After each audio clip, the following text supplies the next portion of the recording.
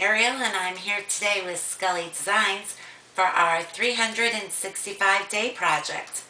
We're on day 24, and I didn't have what I needed to make the project I had planned for today, so I wasn't sure what I was going to make. And then I remembered my son had this pillow that he just loves, and it's all beat up and ratty and has a hole in it, and it's been bleached to death over the years. So he asked me to fix it.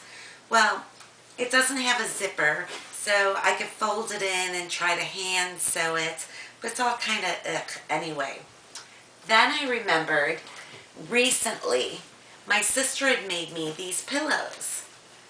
And it's just a preformed pillow she bought for my sofa, just some fancy toss pillows. But she made this cover. And I thought, well, you know what?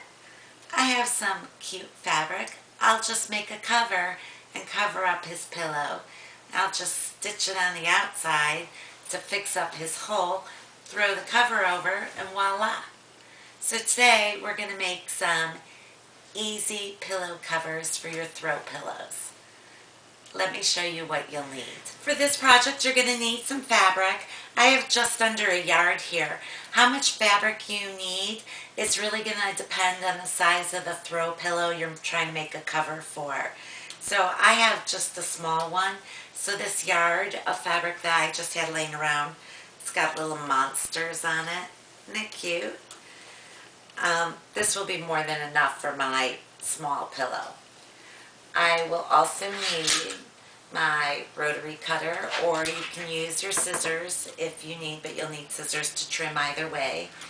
Some pins to pin up as you go. Ruler to measure. I use my cutting mat, and then I'll be using my sewing machine for this project. So let me put this aside and we'll get started. Now I don't have a pattern for this, and I don't know exact measurements that my sister used or how she made her pillow cover.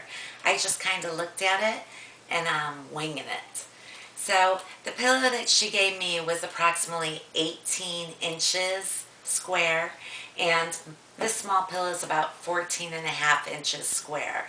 It looked like, from what I could tell, my sister used the full length of her fabric, and most fabrics are about 45 inches in length. Mine is only 41, so I'm a little off there, but that's okay. I'm going to go with it. And I don't really have to worry about the pattern since it's a square pillow. I can put it on, and then even if the slit in the back where it goes on is sideways, that's okay. Now, it looked like my sister gave herself 2.5 inches seam, and then she had extra fabric to lay over. Now I only have, my fabric was short on one side, the 36 inches if I went lengthwise normal. It's not the 45. So I'm going to go this way. I guess I have 1.5 yards here, or I use some since I don't have 45 either way. I do have 41. So I'm going to go that way, and I'm going to use that full length. Now, since it's 14 inches wide, and it looked like she used 2.5 inches on each side of hers, that would give my pillow, it would be 19 inches. So I'm going to cut my width to 20 inches just to be safe. And I'm going to use the full length, which I have here. Like I said, it's only 36 to 41 inches, so I'm short. I think it was 36 this way. So I'm going to go with the 41 inches one way and 20 inches the other way. I'm going to cut this fabric, and then I'll be back. Okay, I've gone ahead and I've cut my fabric. So I have a 20-inch width, and my fabric was short on the length. So instead of 45 or 60 that someone might normally have, I have about 41 inches here. But that's okay, because my pillow's a lot smaller, and we can make amends for it as we go. So what I'm going to do next is, I have my fabric facing wrong side up, and I'm going to fold the right side over 2 inches on the short end of the fabric. So going my 20 inches across, I'm folding over. I'm going to measure 2 inches. I'm going to pin it straight across, and I'm going to sew it, leaving a 1/2 inch seam.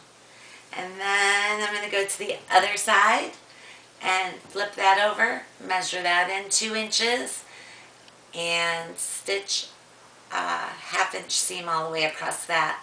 I'm just going to do a straight stitch. I'm going to make sure the back stitch or back tack when I start and when I finish to secure the stitches, and then I'll be back. I know I'm no Schwarzenegger, but I'm working on it. I'll be back. Alright, I have a lot of work to go.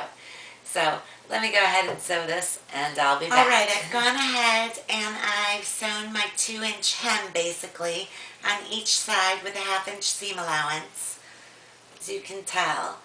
And I am putting my fabric right side facing up now, and I'm going to fold them in so that my hems kind of overlap one another. Now if you had an extra long fabric you want to put your pillow in to make sure, because then you can adjust that at this point and compensate for it basically by putting your fabric a little bit farther or making your hem a little bit larger or trimming it. So you might want to double check that beforehand. Mine should be just about perfect with my 2 hems overlapped. I kind of want them in the center, so I'm centering them. It doesn't matter if they're down a little bit. You just don't want it down too far or your pillow's going to be falling out. Now I'm going to pin up these sides and sew a 1/2 inch seam allowance, leaving my center with my hems untouched. I'm not going to touch that. I'm just going to pin up the sides and sew those, 1/2 inch seam allowance, and then we'll be able to open up. Now if you messed up on any of your threads, you would want that hem to go on top, because then it'll be hidden when you turn it right side. It'll be on the bottom, on the inside, like mine when I was doing it. And you can't really tell because I unsewed everything, which is a pain in the, yeah. So, but you know, my bobbin thread caught, and then when I was, after I unsewed and fixed it all, then my tension was off and I had to unsew again. And I don't know, most people don't mind unsewing. I think it's the worst thing ever. So if you do have one that's worse for wear, put that one on top, that hem on top, and nobody will see it because it'll be on the inside. Alright, let me go do this and I'll be back.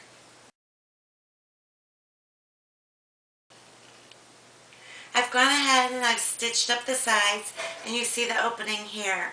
Now I used a looser flannel fabric rather than stiffer upholstery type fabric that most toss pillows usually have. So what I may do, and I'm not going to do it right now, but is just put a small piece of Velcro on both sides to help this back stay closed, as you can see. And then if you are using a stiffer fabric, I don't need to because I have the lighter, you might want to just trim your corners, making sure not to get your stitching before you turn it right side. I don't need to do that with this fabric. I will probably go ahead and do Velcro. I did make mine a little bit looser, so that opening is going to be a little bit looser with this flannel fabric as opposed to upholstery fabric. So let me just pop my corners. Pop, pop, pop. I can hold it up so you can see. Still leaves a little. So here would be, I don't know which side's the right side.